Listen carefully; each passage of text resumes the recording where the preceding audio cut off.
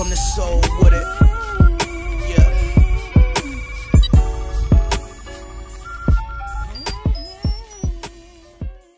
So yesterday on ESPN, this show they have called Get Up, featuring former NBA player Jalen Rose.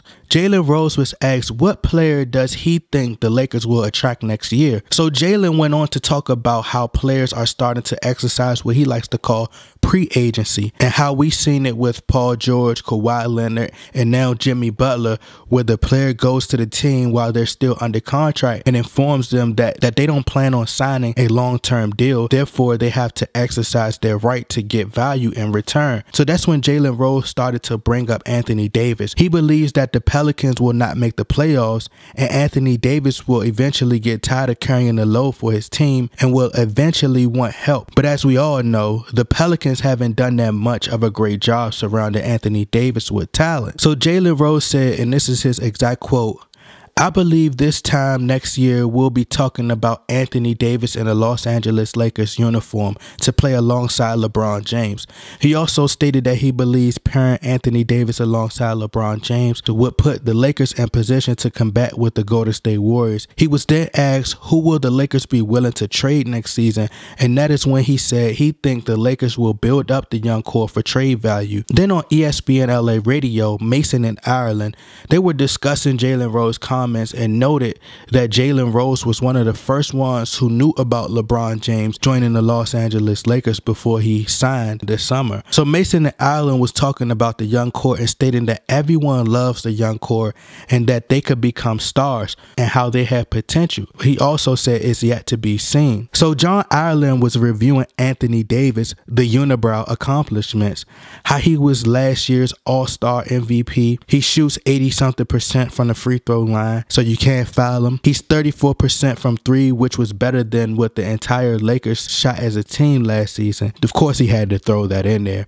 He's been to 5 straight All-Star games, and the crazy part is he's only 24 years old. So I did a little research to see where Brandon Ingram is now in his career compared to where Anthony Davis was. And I also did a comparison in ages as well. I'm assuming Anthony Davis was injured because he played 60 games or so. And Ingram played 60 games as well last season, about 60 games last season. And they both played around the same amount of minutes within Brandon Ingram's second season. And the same thing applies for Anthony Davis in his sophomore season. But Ingram had fewer points. In the next season, we see Anthony Davis take a leap from averaging 20 to 24 points per game. So that's why I say it's very imperative for Brandon Ingram to take that leap that Anthony Davis took in his sophomore season, or otherwise they'll be looking to trade Brandon Ingram. Kyrie Irving averaged 24 to 25 points next to LeBron James. So I think Brandon Ingram has to do the same, and he has to prove that he could be a superstar, or if not a superstar, at least an all-star caliber player playing next to LeBron in order for them to believe in him. And last season, Magic Johnson called Brandon Ingram untouchable, but you don't hear that same energy when Magic Johnson is speaking now. So that's when Mason stated, and I quote, "I think we all love the young core. I think we all see great things from all these guys. All 4 of these guys aren't going to turn into perennial all-stars. At the end of this year, no one in their right mind could say, I don't want to trade Brandon Ingram for Anthony Davis." Now, in my opinion, I think if the Lakers are looking to make a trade, it would make sense to trade now. And when I say now, that's before the trade deadline, not next season. I think next season is just waiting too long. If LeBron James, who is 33 years old, and he's not getting any younger, why waste a year? You know the West is very tough. He has to play the top and the toughest teams on a nightly basis. Why risk him, getting injured? And I know a lot of his stands will be like, well, he keeps himself in shape and LeBron takes care of himself and all this other stuff. Like, oh, listen, just because a player's in shape doesn't mean old age and injuries won't just smack him in the face. Okay. Why not go after Anthony Davis at the deadline? Challenge the Golden State Warriors, the Houston Rockets, the OKC Thunder, the Portland Trail Blazers in the West during the regular season or in the playoffs. Let them get a feel of playing with each other.